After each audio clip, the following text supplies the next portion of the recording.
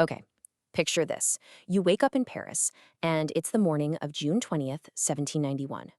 The city is already, an absolute powder keg of revolutionary tension. But today there's this new, completely shocking realization sweeping through the streets. King Louis XVI and the entire royal family, they've just vanished from the Tuileries Palace right in the dead of night. Gone.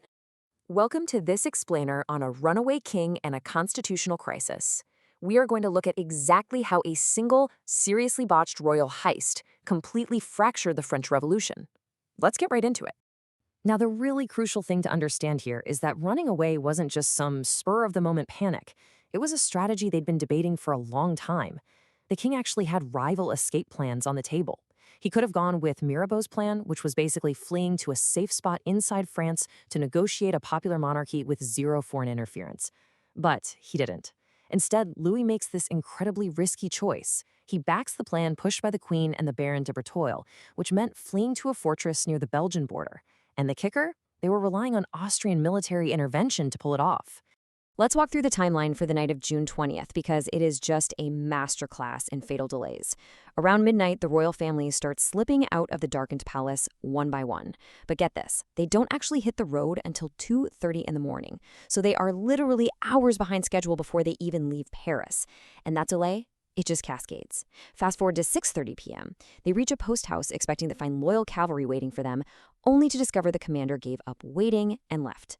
Finally, around 11 p.m., the delayed, totally exhausted royal party is cornered in the small town of Varennes. What's truly mind-boggling about all this is the sheer amount of self-sabotage. The practical details were handled by Axel von Fersen, the Queen's lover, and he had this massive, super conspicuous carriage, a berline, custom-built just for the trip. Not exactly flying under the radar, right? Plus, earlier that evening, the escape was delayed because the king was literally tied up chatting with Lafayette, the commander of the National Guard. Oh, and to top the whole thing off, their loyal bodyguards were dressed in bright yellow uniforms. Yellow was a color strongly associated with a prominent anti-revolutionary émigré, so it practically acted as a magnet for hostile attention on those rural roads. All those incredible blunders lead us straight to this wildly dramatic moment at a local inn in Varennes. The town has halted the carriage, church bells are ringing the alarm, the whole shebang. They bring in a local resident who had actually visited Versailles once. He takes one look, recognizes the monarch, and just drops to his knees. The disguise is completely blown, and an exhausted Louis XVI finally gives up. He utters those heavy, weary words, "Yes, I am indeed your king." The great escape is officially over. The journey back to Paris was nothing short of a nightmare for the royals. Just grueling and totally humiliating. They are surrounded by thousands of armed, really hostile citizens. The heat was sweltering, and the dust kicked up by the marching crowds made it almost impossible to even breathe. But this awful journey was also politically transformative. Riding cramped inside that hot carriage with the royals was a moderate deputy named Barnève.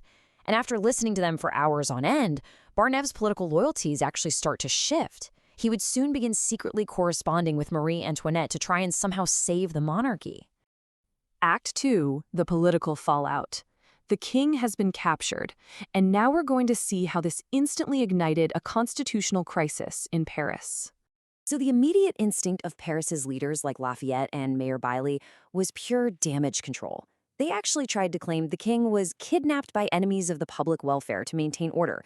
I mean, they needed the king to legitimize this brand new constitution they were writing. But the story falls apart in a matter of hours. Why?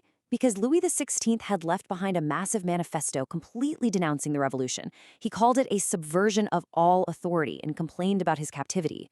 With the kidnapping lie totally exposed, the National Assembly has to step up and assert emergency powers. France gets its very first taste of governing without a king. This crisis physically splits the revolution into two fiercely opposed camps. On one side, we've got the moderates, who break away to form the Feuillants. Led by Barnève and Lafayette, their goal is stability. They want to protect property rights, and they argue they absolutely have to keep a weak king just to finish the Constitution. On the exact opposite side, we have the radicals, the Cordeliers and Jacobins, led by heavy hitters like Robespierre, Brissot, and Thomas Paine. They look at a king who just tried to flee to a foreign army and say, absolutely not. Their goal, abolish the monarchy entirely and establish a republic. Robespierre really seized on this moment to deliver a completely devastating critique. He pointed out this deep, really uncomfortable truth. He asked, "What good does it do for me as a citizen if there are no more nobles, if I see that privileged class succeeded by another?" See, the revolutionaries had destroyed the aristocracy of birth, sure, but they were getting dangerously close to replacing it with a new aristocracy of wealth. The moderates were actually trying to raise property requirements for voting, essentially shutting poorer citizens out of the political process. And that fueled the absolute core anxiety of the radicals. Act 3, Blood on the Streets and a Fragile End. This intense political friction couldn't stay contained forever. The date is July 17th. The setting is the Champ de Mars, right where the great altar of the fatherland stands. Citizens are flocking here, egged on by the radical Cordeliers, to sign a massive petition. They're demanding the king's fate be decided by the people, not the assembly. The whole city is absolutely crackling with political tension. And the tragic escalation happens so fast. Step 1, citizens gather at the altar to sign the petition. Step 2, 2 men are discovered hiding under the altar. The crowd is highly anxious, fearing saboteurs or explosives, and they actually end up murdering those 2 men. Step 3, this gives the hardliners in the city government their excuse. Lafayette and Mayor Bailey march in with troops, waving a red flag, which means martial law is in effect. Then, step 4, the unthinkable happens. The National Guard, a citizen militia created to protect the people, fires directly into the unarmed crowd without any warning.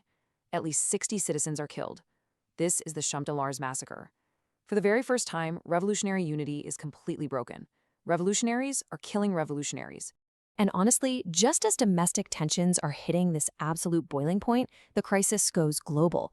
In August 1791, Emperor Leopold of Austria and the King of Prussia issue the Pillnitz Declaration. They formally declare that the position of the French king is a matter of common concern to all European sovereigns. Now, they didn't commit to invading right that second, but the king's brothers circulated this declaration everywhere, and it stoked massive paranoia. The crisis of this runaway king, it was no longer just a French problem, it was a looming international threat. So, with the threat of war hanging over their heads, the National Assembly scrambles to finish their work by September 1791. But if we look at their final legislative legacy, it's incredibly mixed. It's full of contradictions. Under pressure from moderates like Barnave, they shockingly repealed rights that had previously been granted to free men of color in the colonies. But at the same time, they finally granted citizenship to Ashkenazi Jews, even though they forced them to renounce their traditional community privileges. And in a quiet but monumental shift in their criminal code, they eliminated what they called phony offenses. This made France the first country to completely decriminalize homosexuality. Yet amidst all this, one massive group was left out of the new constitution entirely: women. But they definitely did not stay silent. Olympia de Gouges brilliantly responded to this massive exclusion by publishing her own Declaration of the Rights of Woman.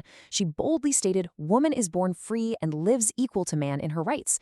She essentially took the Assembly's own language and threw it right back at them to expose their blinding hypocrisy. She made this incredible argument that if women had the right to mount the executioner's scaffold, they must absolutely have the right to mount the political rostrum too. On September 30, 1791, the National Assembly met for the very last time. The king had accepted the new constitution, and official celebrations were literally lighting up Paris. But beneath the fireworks, the reality was grim. The king was distrusted, the revolutionaries had just fired on their own people, and foreign powers were circling like sharks. Which leaves us with a chilling question. Had the National Assembly concluded the revolution, like they claimed, or by reinstating a runaway king and shooting down radical dissenters, had they simply guaranteed its next, much bloodier chapter? Keep that question in mind as you reflect on this incredible piece of history. Thanks for joining me on this explainer, and keep learning.